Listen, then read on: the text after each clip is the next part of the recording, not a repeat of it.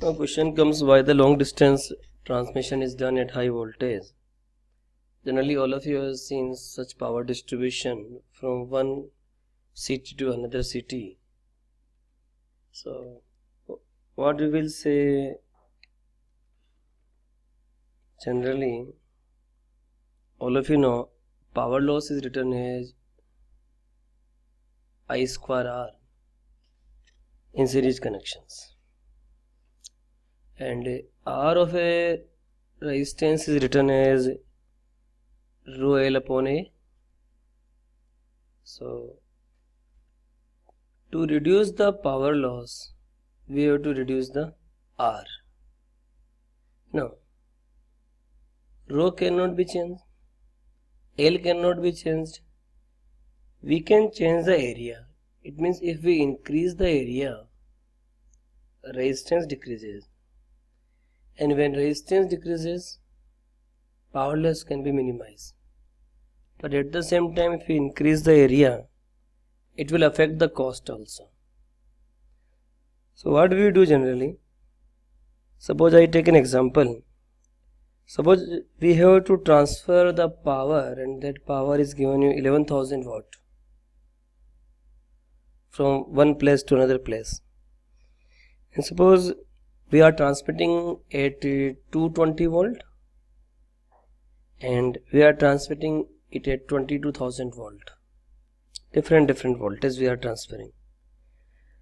Now what is the current required for this power distribution? You will say P equal to VI.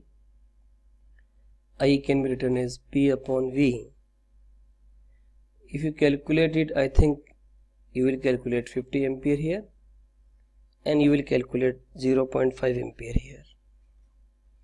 So what we conclude, if transmission of the electric energy is done at high voltage, then we can minimize the energy dissipation or power loss. Okay, because you are minimizing the I, so at the same time I square is that the I square can be reduced. But R, all of you know, to change the R we have to change the area of cross section, that will affect the cost. And mathematically you can say same concept, power loss is proportional 1 upon V square. So if power is transmitted at high voltage, power loss will be small. Okay. Now rating of the bulb. As we have discussed earlier, all the electrical devices are provided with some rating. Like there are 3 bulbs which I have shown here. The one bulb is having rating that is 25 watt and 220 volt supply. It means if I give the 220 volt here, it will give the power of 25 watt. Okay. So now I will discuss firstly the resistance of the filament which is in the bulb. All of you know the formula P equal to V square by R. So resistance can be calculated by the formula V square by P. So if we know the rating voltage which is marked by the company like 220, 240 volt, and if we use the power which is rated, it is also written, that is suppose here 15 watt is written, we can use the resistance of that electrical devices which we are using with this formula. Now this is the first situation. If I say the applied voltage equal to rated voltage, in that situation actual power dissipated equal to rated power. That I have told you, if there is bulb which is marked by the company that is 15 watt and 220 volt, and if we give the supply of the 220 volt, bulb will give the same power. At the same time, if rated volt is 220 volt and you are applying less than 220 volt, then actual power will be different compared to rated power. How we will calculate? We will say resistance will be same of that filament, that we will know very well, and resistance can be written as V square upon P. Okay, so you can say if resistance is same, P is proportional to V square. So I can say applied voltage upon rated power equal to applied voltage upon rated voltage whole square. Now if I have to calculate what is the power due to the applied voltage, we can easily calculate because we know the formula P is proportional to V square. So again I am telling you, if applied voltage is less than rated voltage, what is the actual power dissipated that we have to calculate? We will use the formula P equal to V square by R. R is constant, so P is proportional to V square. So we can calculate the actual power dissipated upon rated power equal to actual power which is applied upon rated voltage, like this. And if by chance applied voltage is more than rated voltage, here the rated voltage, suppose I say 220 volt, and suppose you apply 330 volt or 300 volt, then what will happen? Definitely that filament will melt. Practical unit of energy, as we have discussed in class 10th also, that is a kilowatt hour, that is also known as a 1 unit consumption of electricity. And 1 kilowatt hour means if you use the bulb of 1000 watt for 1 hour, then consumption of the electricity is 1 unit, and you can easily convert kilowatt hour into joules. Now I will discuss power input and power output in some situations. So we have to calculate the rate of energy conversion and power dissipation in the circuit. Firstly, all of you calculate power provided by the battery.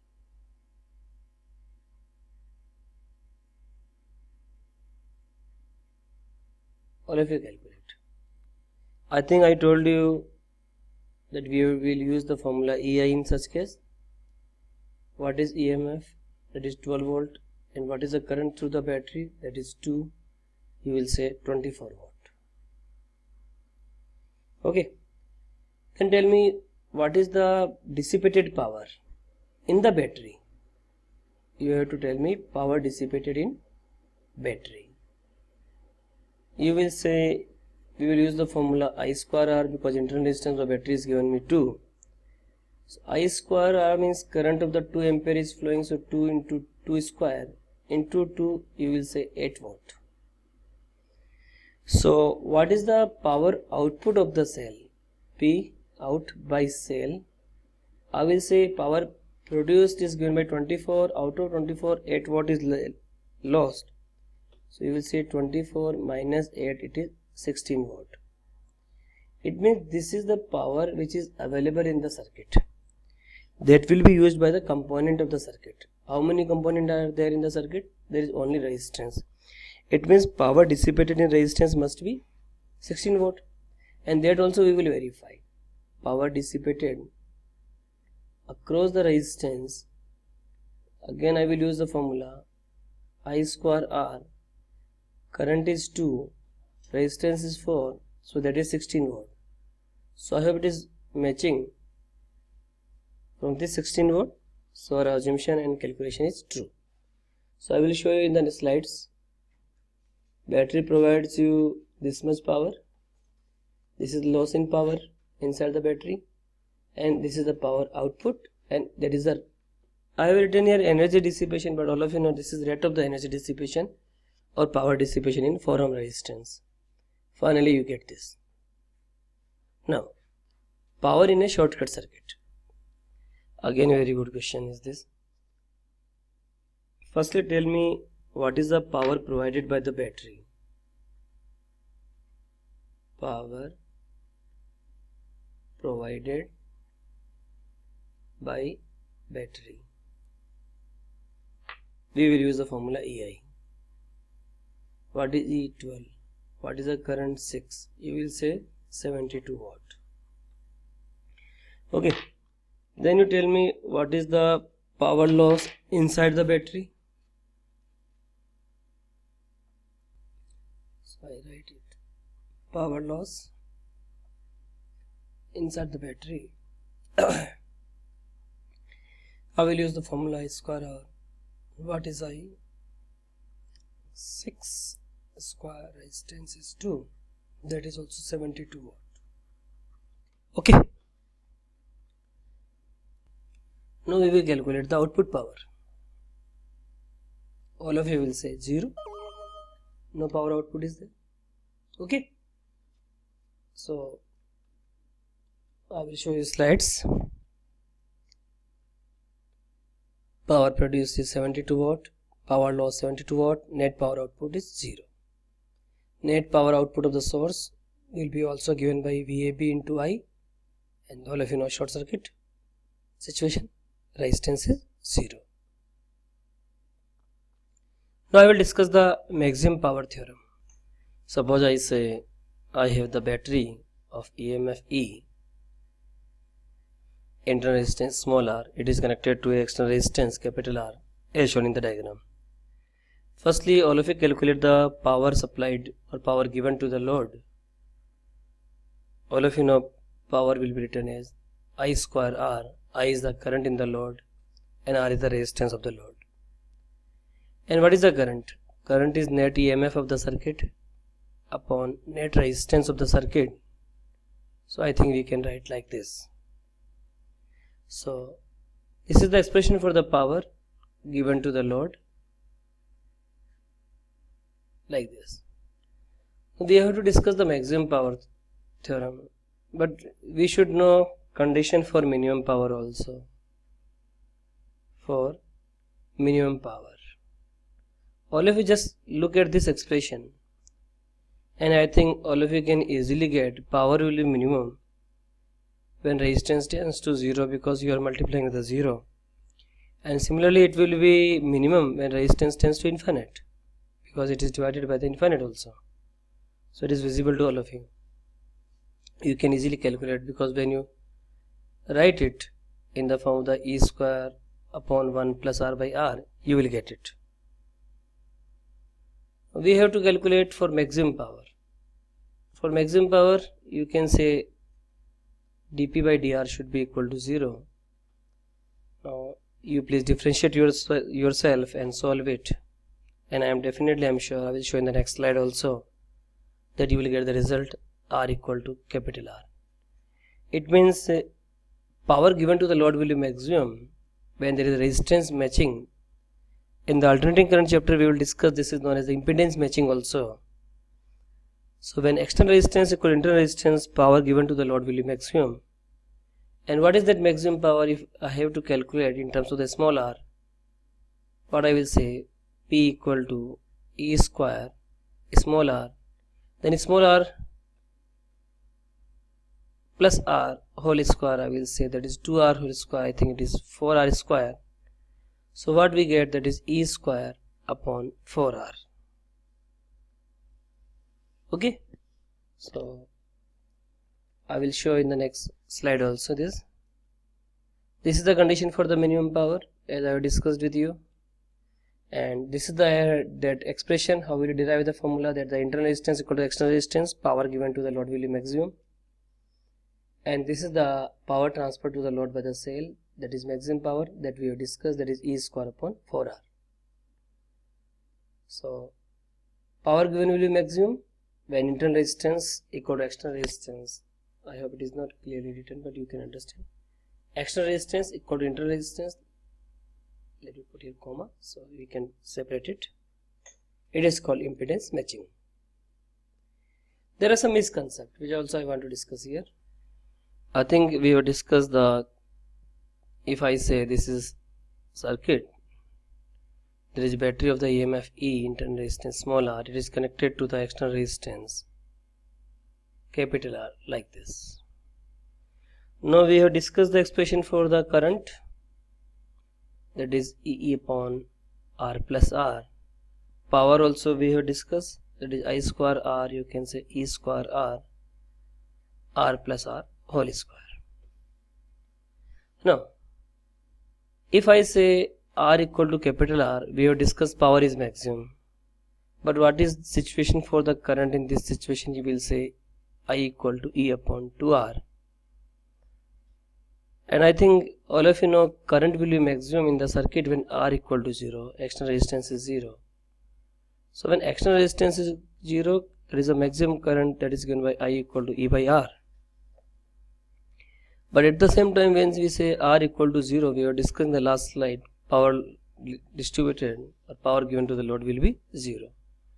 So it is not true that when the current is maximum in the circuit, power consumed by the load is maximum, because we have discussed current is maximum when capital R equal to 0, but at the same time power will be also 0.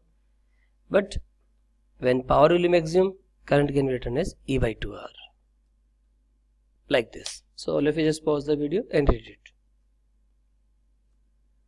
Now one more thing I want to discuss here. I think series parallel grouping of the cell I have discussed with you. So why we prefer the mixed grouping over the series or parallel? Just I want to tell you the reason behind it. I will discuss in one numerical also this situation that we will see. Let me write here. In mixed grouping,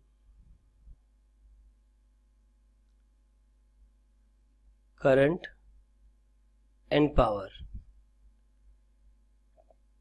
Power means power transfer to the load. Power transfer to load. Both will be maximum under same condition. So after some time we will do a numerical and you will get this idea that in mixed grouping, both current in the circuit and power transfer to the load are maximum under the same condition. That's why mixed grouping is preferred over the series or parallel group of cells. So okay, at this time you just keep my words, and when you solve the numerical you will get the idea. Now we will discuss the efficiency of the cell.